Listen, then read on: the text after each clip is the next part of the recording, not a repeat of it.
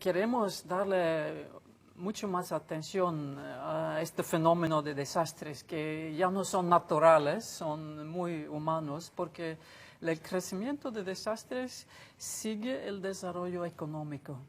Y en conexión con el cambio climático, con las lluvias, pueden ver que el daño a la infraestructura nacional en todos los países del mundo es muy grave.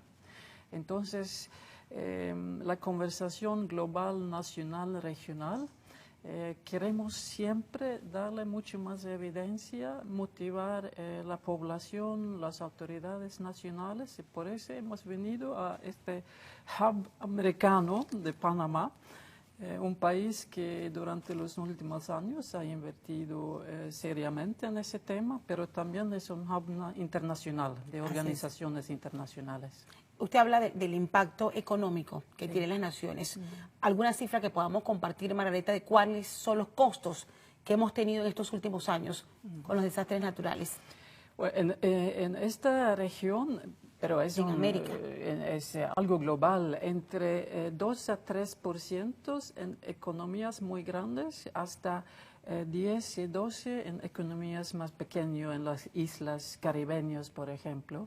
Si tiene un huracán, es muy frecuente que le cuesta 8-10% de ese Producto Interno Bruto.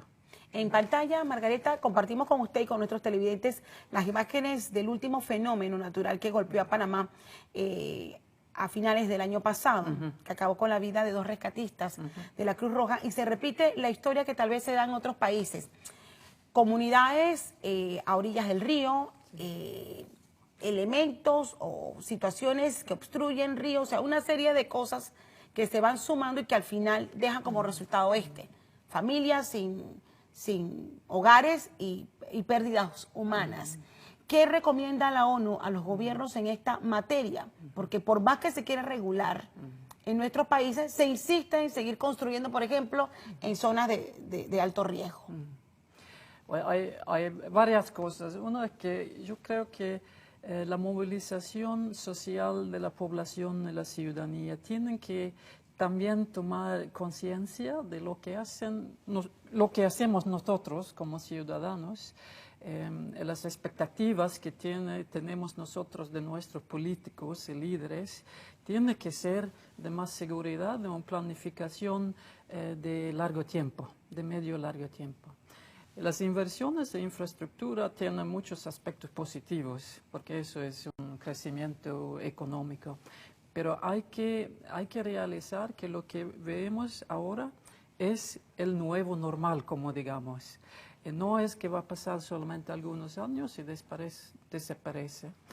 Para el futuro hay que hacer una planificación interna en todos los sectores: agricultura, agua, infraestructura, educación, salud, que toma en cuenta estos cambios en el clima.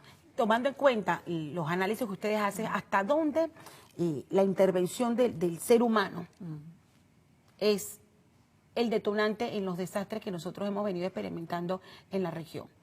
Es muy determinante, porque esta situación que he mostrado ahora, cuando nosotros construimos puentes, rutas, vías, también estamos cambiando las vías naturales del agua.